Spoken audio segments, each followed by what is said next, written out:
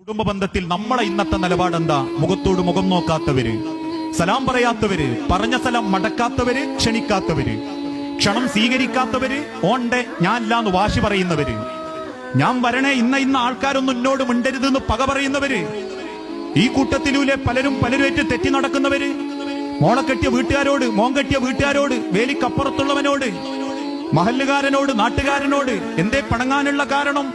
അതൊക്കെ ഒരു ഫാഷന്റെ കാലഘട്ട. എന്തേ നാട്ടുകാരൊക്കെ വിളിച്ചിട്ട് എന്റെ പെങ്ങള് അളിയാക്കയും ഒരു നിക്കാഹ് നടത്തിയപ്പോ ആങ്ങളെയായ എന്നെ അവിടെ കണ്ടിട്ടില്ലല്ലോ. നാട്ടുകാരൊക്കെ വിളിച്ചിട്ട് എന്റെ ഏട്ടൻ ഒരു നോമ്പുറ നടത്തിയിട്ട് നിന്നെ അവിടെ കണ്ടിട്ടില്ലല്ലോ. ആവേശത്തോടെ നമ്മളിൽ ചിലർ പറയും ഞങ്ങൾ അത്ര ലോക്യത്തിലല്ല, ഞാൻ 1-2 കൊല്ലായിട്ട് അലോക്യത്തില, ഞാൻ അങ്ങോട്ടും പോകാറില്ല, അവരാരും ഇങ്ങോട്ടും വരാറില്ല.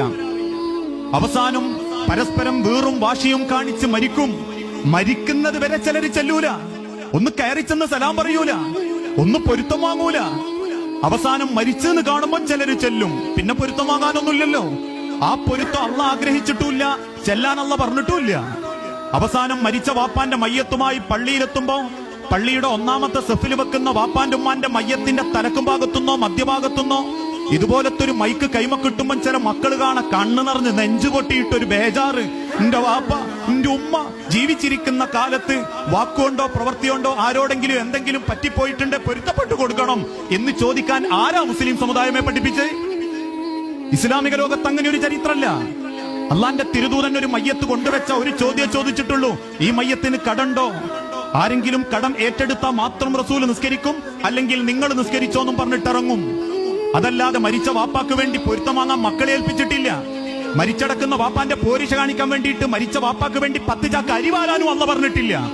ആയ കാലത്ത് പണം ഉണ്ടായിട്ടും സൗകര്യം ഉണ്ടായിട്ടും പരിശുദ്ധ ഹജ്ജിനു അല്ലെങ്കിൽ ഒരു ഉംറക്ക് പോലും പോകാത്ത വാപ്പാക്ക് വേണ്ടി മരിച്ചു കഴിഞ്ഞാ മക്കള് 2 ഉംറയും 3 ഹജ്ജും ചെയ്യണമെന്നൊന്നും അള്ള പറഞ്ഞിട്ടില്ല. അതൊക്കെ ആയുസുള്ളപ്പം വാങ്ങേണ്ടതാ പൊരുത്തം. ഈ ദുനിയാവിൽ എന്തിനാ മനുഷ്യരെ ഈ വാശി? അള്ള പൊറുക്കുന്നില്ല എന്നോടും നിങ്ങളോടും. ഇന്ന് രാത്രി 12 മണി വരെ TV കണ്ട് കാണാനുള്ള എല്ലാ തോന്നിയാസവും കണ്ട് കിടന്നിട്ടും നേരം വെളുത്തിട്ട് പടച്ചോൻ തരുന്നില്ലേ ശ്വാസം? അള്ള ദഹിപ്പിക്കുന്നില്ല എന്റെ നിങ്ങളെ ആമാശയം? ആ അള്ള നമ്മളോട് കാണിക്കുന്നില്ലേ ഔദാര്യവും കാരുണ്യവും? അള്ളാന്റെ റസൂല് കാണിച്ചിട്ടില്ലേ നമ്മളോട് കാരുണ്യവും ഔദാര്യവും? ഒരു യുദ്ധസ്വത്ത് വീതം വെക്കുന്നതിനിടയിൽ ഒരു സ്വഹാബിക്ക് കിട്ടിയത് കുറച്ച് കുറഞ്ഞു അയാളെ ചിന്തയില്. ഉടനെ അദ്ദേഹം റസൂലുള്ളാന്റെ നേരെ നിന്നിട്ട് പറഞ്ഞു, മുഹമ്മദേ, എന്റെ വാപ്പന്റെ മുതലൊന്നല്ലേലോ, എനിക്കെന്താ ഈ കുറച്ച്?